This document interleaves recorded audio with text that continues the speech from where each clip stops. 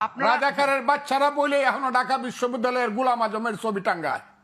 এরা রাজাকারের বাচ্চা, এরা বাংলাদেশ মানে না।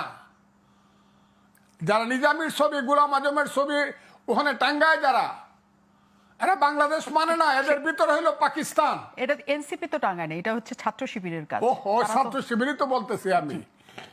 সব গাছেরই গুড়ায় এরা সব ছাত্র শিবির থেকে বাইরে আসা ছেলে, অথবা জামাত থেকে অথবা জামাত গত 5 বছর যাবত এদেরকে এইসব আকাম কুকাম করার জন্য ট্রেনিং দিছে। এরা সব এক, এদের গুড়াটা এক।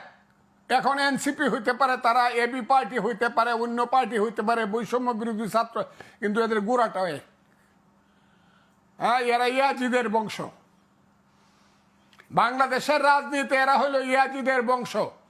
এরা ইসলাম মানে না, এরা উমাইয়া, এরা হাশেমি বংশকে ধ্বংস করতে চায়।